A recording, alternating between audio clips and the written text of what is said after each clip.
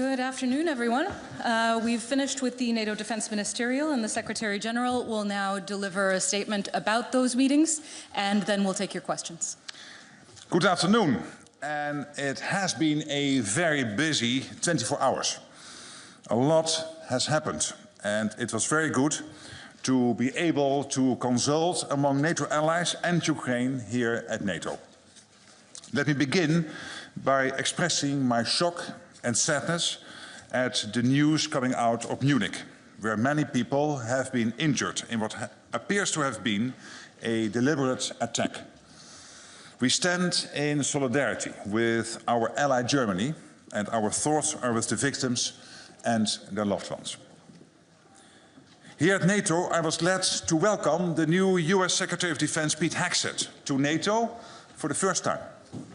Secretary Hegseth came with a clear message of America's enduring commitment to a strong NATO alliance and of America's clear expectations for all allies to carry their fair share of the burden. We also discussed the situation in Ukraine, together with Minister Umerov. All allies and Ukraine are united in their desire for peace in Ukraine. We all agree that we need to put Ukraine in the best possible position for negotiations. And we need a durable and lasting peace, not a Minsk III. So we had an excellent set of discussions focused on the urgent work ahead. When it comes to keeping our deterrence and defense strong, we endorsed robust defense plans drawn up by Supreme Allied Commander General Cavoli to protect our 1 billion people. To ensure we are fully ready to execute these plans, also in the future, we need more military capabilities. And for that, we need significantly more defense spending.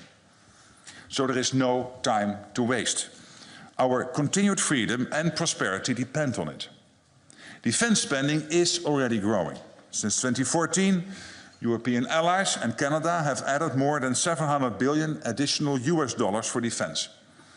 In 2024, NATO allies in Europe and Canada invested 485 billion US dollars in defense, a 20% increase compared with 2023. With a full two-thirds of allies spending at least 2% of their GDP on defense. But we need to do more, much more, and we need to do it faster. It is clear from our discussions today that allies recognize the need to invest much more. Several announced large increases in spending in today's meeting, and I expect many ministers to return home from today's meeting with an even greater sense of urgency. We also discussed the need to ramp up defense production as we ramp up defense spending. Our industry must be able to produce what our extra money allows us to procure. We have already seen a significant increase in defense production across the alliance in recent years. We are producing more and faster than at any time in decades. But we can and must do more. To ensure the credibility of our deterrence and defense for years to come, we need to shift to a wartime mindset. And we need industry to shift with us. Industry has taken steps to improve production capacity, but they can do better. The demand signals are clear, and they'll continue to grow. Today, we agreed an updated action plan to rebuild a strong defense industry on both sides of the Atlantic. A robust defense industry will make the alliance stronger and create more jobs in Europe and North America. Allies also met with Ukraine in the NATO-Ukraine Council, and we are joined by the EU High Representative Kaja Kallas. Defense Minister Umerov briefed allies on the latest developments on the ground.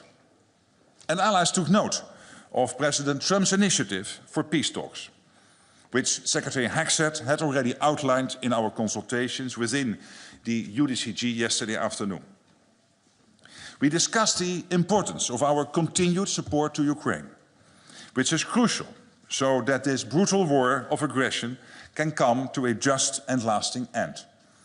And we discussed the need for European allies and Canada to do even more. In 2024, NATO allies provided over 50 billion euros in security assistance to Ukraine. Nearly 60% of this coming from Europe and Canada. This is well above the 40 billion that we had pledged for the year. The newly established NATO command in Wiesbaden, Germany, is at the forefront of coordinating these contributions. This command is now operational and is doing important work. And allies announced new military support packages yesterday and today.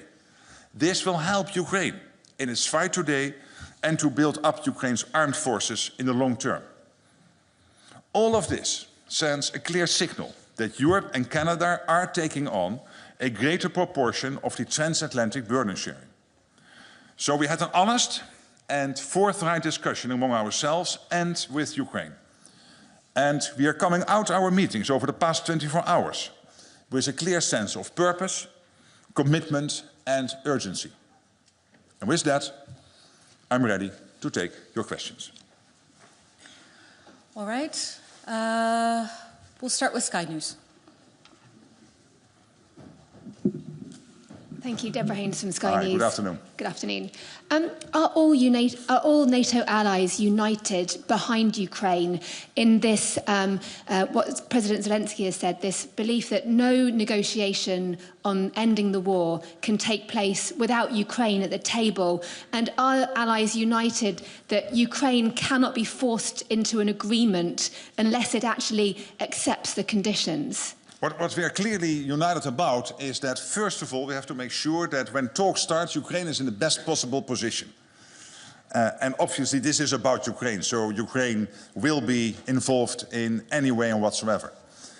And at the same time, we are also in total agreement that an outcome has to be durable. As Pete Hegseth, the Secretary of Defense, said yesterday, we cannot have a Minsk III again. So whenever the outcome is there, we have to make sure that Putin will not try to grab another square mile, kilometer of Ukraine. All right, we'll go to Reuters. Thank you very much, Secretary General. You have said repeatedly that Ukraine needs to be put in a position of strength before talks could start. But President Trump has said that talks are starting immediately. So does that mean that Ukraine is now starting negotiations from a position of weakness? No, and I do not completely agree with you, because what will happen, of course, even if talks start, they will not end on day one or day two. So there is, let's say, a path there where we have to make sure that talks are successful, and it is important that we get to a peace deal, and at the same time to make sure that Putin understands that the West is united, that Ukraine is getting all the support it needs to prevail. That is very important, but also that he understands that we will only conclude those talks when we are absolutely assured that the outcome can be sustained, that the outcome is enduring, is lasting. All right, RBC, Ukraine.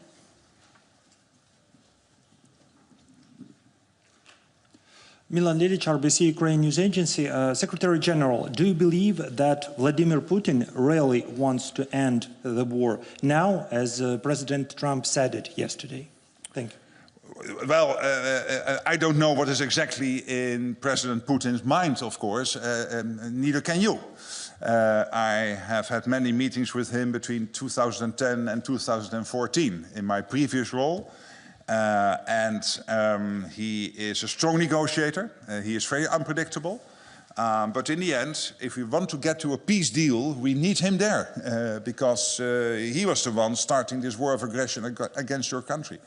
So we have to make sure that we navigate those talks in a way that the outcome is such that it is clear to the whole world that there is a strong deal, that also the Indo-Pacific countries like China, but also a country like North Korea, and even in the Middle East, Iran, know that it is the West which is prevailing. BBC. In the center, we'll get the mic to you. Thank you, your voice is so commanding, you don't need it. Yeah, Jonathan Beale, BBC. Hi. Boris Pistorius, the German defense minister, said it was regrettable that the Trump administration had made concessions before negotiations had begun. Similar message from the EU foreign policy chief, Kaja Kallas. Not a good idea. Would you agree with them? Well, I'm not in a position to comment on everything everybody is saying, but I would not be surprised about President Trump's views on this. He has been clear during the election campaign, and we knew for a couple of days that talks were imminent, at least that a phone call with President Putin was imminent, and that phone call took place yesterday. And now we have to make sure collectively that we do everything to make sure that we get to a lasting outcome of those talks. All right. Moscow Times, please. Thank you. Secretary General, many experts say that after yesterday's President Trump's speech, that the agreement, if it might be signed, the peace agreement, if it might be signed in the way, in the tone which was articulated by the Washington, will make Moscow and President Putin stronger, and it might lead to President Putin's decision that he can challenge some other countries. If yes, do you agree with this? And who he might challenge or attack, as experts say? Well, I have not seen the outcome of peace negotiations. They have not even started. What I know is that all allies here today, and I know that the White House thinks the same, are of the opinion that we have to make sure, yes, that there is peace in Ukraine, that we end this awful situation, this war of aggression where hundreds of thousands of people have now been dead or seriously injured on both sides of the border. And it is really horrible. So we want to end this. But of course you have to make sure that you conduct those talks in a way where the outcome is such that it will not be seen as a loss to the West, one, and two, that we make sure that the outcome is seen as enduring, that it will not be challenged again, like we have seen after Crimea and after the Minsk Accords in 2014, where immediately basically moving forward to 2015 and 2016, Putin started to challenge the outcome of these agreements. Bloomberg, behind the cameras.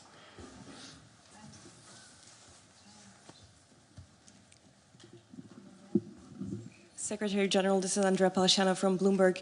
President Trump has said that negotiations are effectively starting. Europeans are not in the conversation right now. They're not at the table. What can European allies, European NATO allies do to get back in the conversation? And what exactly can they offer? What can they put on the table to be included in these discussions? Well, clearly we are intensely consulting amongst each other, including with the United States. I will be myself in Munich tomorrow, meeting with Vice President Vance. Kellogg, the special representative for Ukraine, special representative for President Trump, will be here at NATO on Monday. Yesterday I had dinner with Pete Hegseth, the new Secretary of Defense of the United States. So we are, as NATO, and the teams are, of course, intensely coordinating.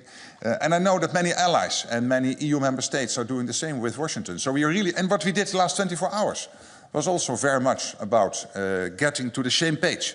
And this is a democratic alliance. You do not always start with concurring positions. But in these 24 hours, what I have seen was a tremendous sense of unity and of convergence of views, and maybe not on everything and every detail, but still an alliance moving united forward.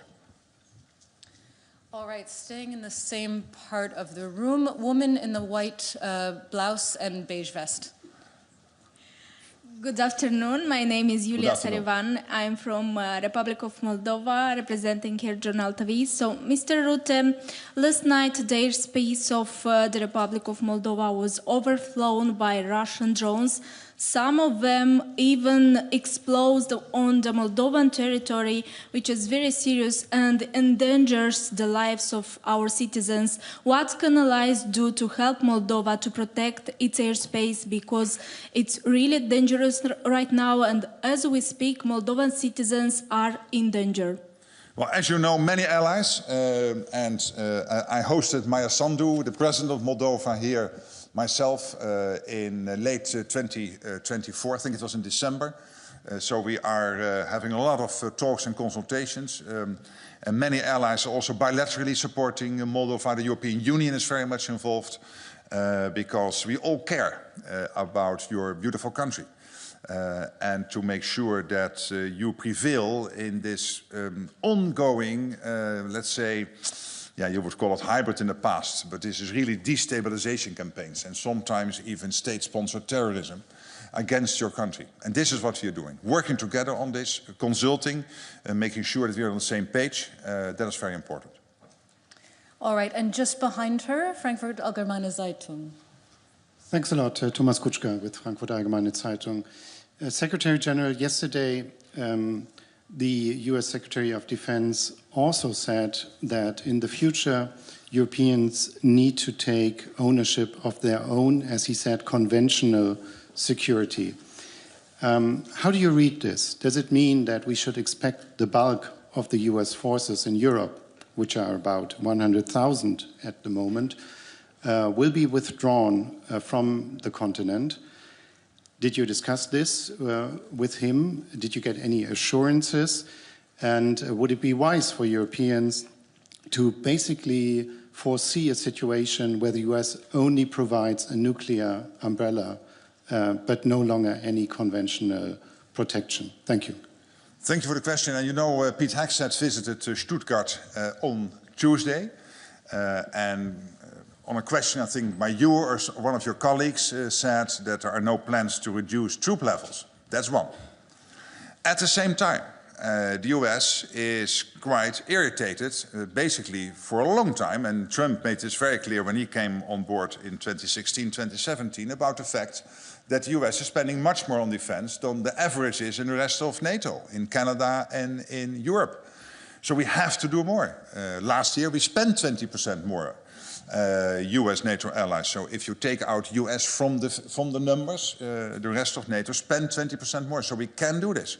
But it is not nearly enough. When you look at the capability targeting process, and when you then from there start to see the emerging gaps, it has to be much and much more than this famous 2%. It will be more than 3% at least.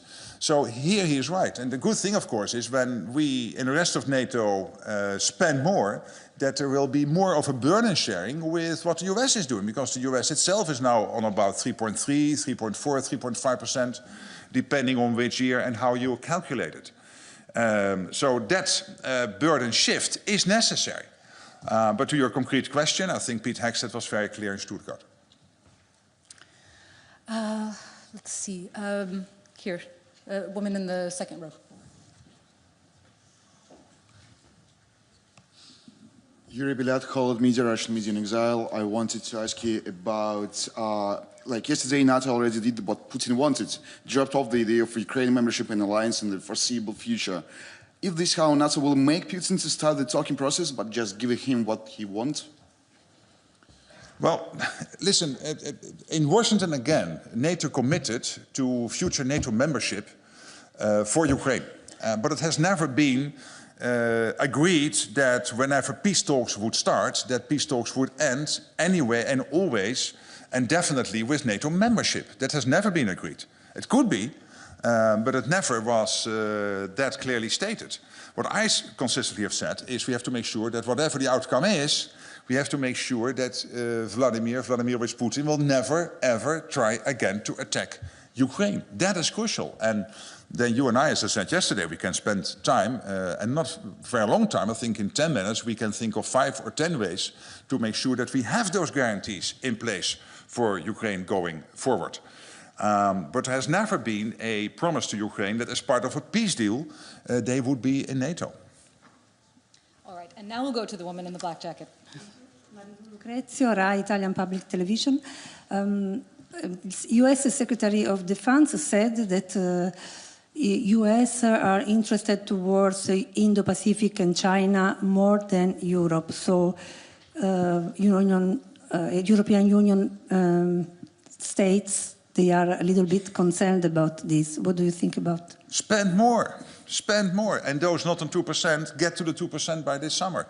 And those on 2% prepare for much, much more. And it will be north of 3%. Because what is behind this is two things. One is the genuine issue that the US has to concentrate on multiple theaters, including on the Indo-Pacific. Absolutely, China, etc. It is a great worry for them, and rightly so. But also a continuous debate they're having with European allies. Hey guys, we are spending over 3%, 3.5% on average in the US, and you are close to 2% or not even at 2% in the rest of NATO. So they are right. They have every right to be extremely irritated, because we are saying, yeah, but spending more, that might mean maybe saving somewhere else or increased taxation or, yeah, hey, guess what? That's the same for the US. When you spend 3.5% on defense, then you cannot spend it on your pensions or you cannot lower your taxes by that amount.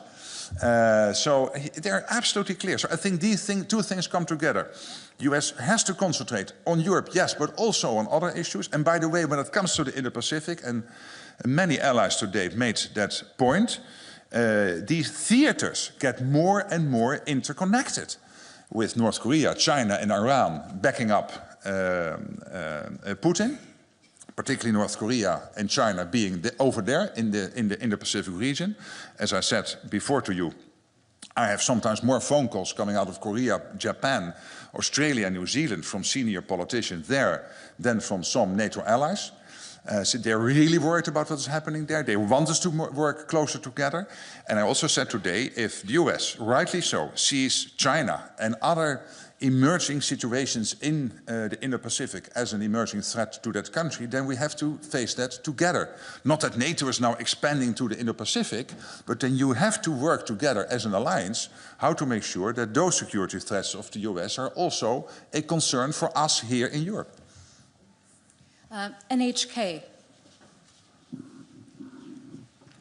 Satya from NHK, the public TV station in Japan. Thank you. Kind of following up on my colleague's question, do you expect the IP4 countries to be spending more on defense, considering these situations? Well, of course, what I'm really doing in NATO is to make that push for more spending. It's not up to me, of course, to advise Japan or Korea or Australia or New Zealand on their spending levels, but your country has now a prime minister and a foreign minister and a defense minister. The defense minister is defense minister, and the foreign minister and the prime minister are former defense ministers. So you have the three most involved politicians in the cabinet really being very much, and I was on the phone with the Prime Minister recently, and we totally agreed on the importance of working together. But of course, it is not up to me to now even move outside NATO territory and start to lecture the whole world that they have to spend more on defense. All right, we have time for just a few more. BBC Russian service. Thank you very much. Firstly, just to follow up, you thought it was clear that this call that happened between Putin and Trump was imminent and you knew about this. Should we take it as a sign that you and other allies knew beforehand, before this call happened, that like Trump was going to talk to Putin? And do you think that the position that he shared with Mr. Putin, was it just American position, or was it, you know, like something that everybody agreed on?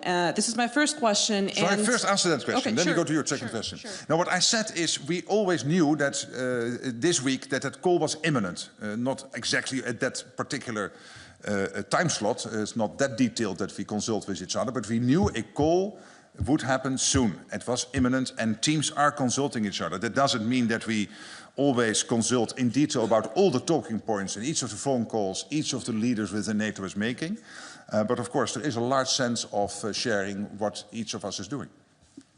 Okay, and my second question is, President Zelensky said today that there's a huge risk that the negotiations and just the conversation about the future of Ukraine and Europe could turn into bilateral US-Russia conversation. And I think it's not a secret that Vladimir Putin wants to see something like the second Yalta, you know, like the situation where he sits with an American president and they decide on the fate of the whole world. And it feels that in the last 2 days, the risk that Europe will be excluded, Europe and Ukraine will be excluded from this conversation became much higher. What do you think about this? Well, first of all, the first one President Trump called after he was on the phone with Putin was President Zelensky. They talked for an hour. Tomorrow, President Zelensky will meet with Vice President Vance. I will myself have talks tomorrow with President Zelensky in Munich. So we are closely coordinating between the US and also Ukraine and, of course, European allies. All right, and just behind her, the blonde woman.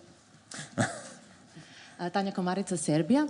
What are the key challenges in NATO's relation with the non-member countries in the Western Balkan, and how does NATO plan to strengthen cooperation with these countries? Well, obviously, we are very much involved, as you know, in Kosovo through KFOR. We are also closely following and being helpful, trying to be helpful in Bosnia-Herzegovina.